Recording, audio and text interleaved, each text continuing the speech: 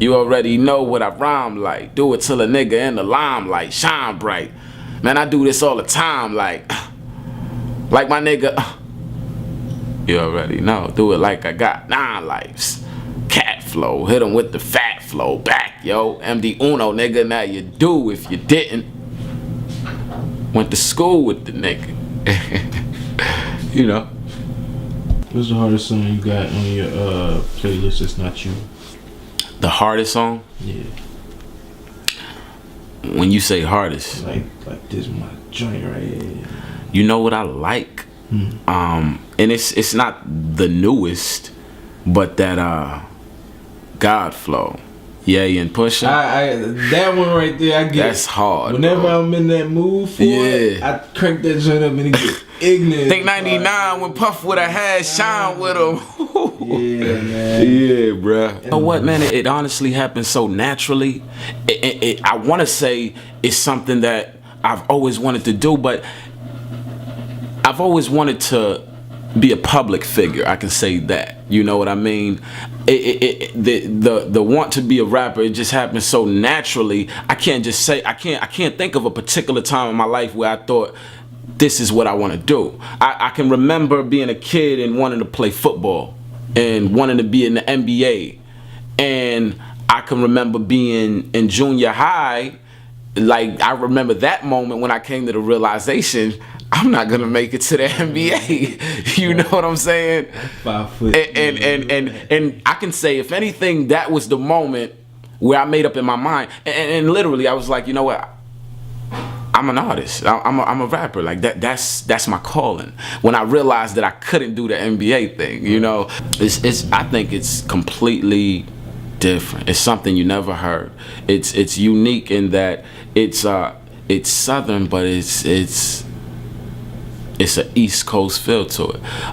It's like the combustion of down South hip hop and East Coast hip hop. Because I was born in New York.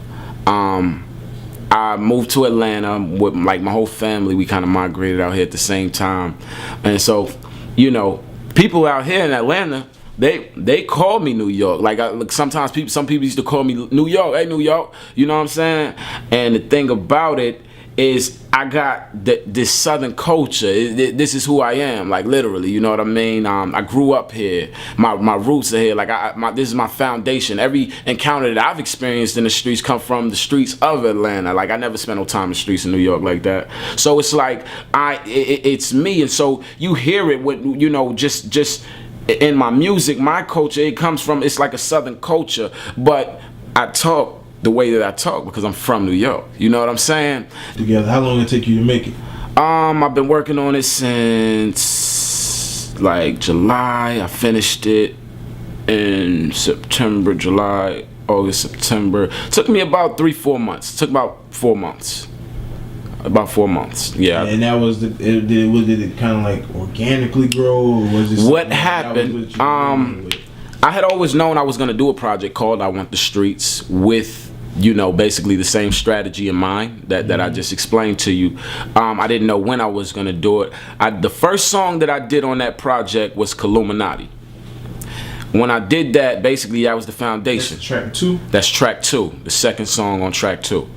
And once I did that, that was like the foundation. It was like, okay, this is where I'm gonna go with this project. That was also supposed to be the intro. But once I made I Want the Streets, I was like, okay, that's the intro. Everybody that was hearing it was like, that should be the intro. Right. So, you know, with I Want the Streets, the direction that I was taking is that's my audience. You know, that's who I'm talking to. That's who I'm trying to get my point across to. It's like, it's really on some, man. It's a positive message that I'm trying to get to a person without preaching. And, you know, that was my strategy behind I Want the Streets, because I feel like I got something positive to say, but I'm not gonna preach to you. I want to let you know I can relate to you. I feel you. I'm actually with you. I'm on what you on. But at the end of the day, let's do something even greater than what we doing. Let's do something even bigger. You know what I mean? And I want to do that. I just want to talk to you. You know what I mean? And so I'm talking to that street dude. You know what I mean? The street nigga like that's out there doing whatever it is that you doing, and I'm relating to you, and I'm letting you know that you can be just as ill as you are with a positive mindset. You know what I mean? What I guess what's the pinnacle moment while making this project? What was that moment? To me, when I made crack cocaine, you know what, the people that were with me, like in the studio, they made such a big deal about it. Everybody in the studio is just going bananas, going crazy.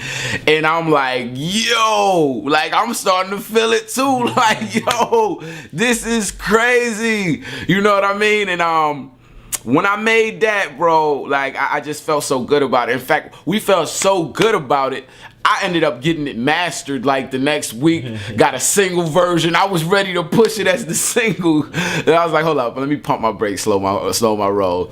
I'm putting together a project here, you know what I mean? And I just continued to build. But I would definitely say that was the highlight where I knew I had something special on my hands, and you know, it was a huge track, you know. You know, God is like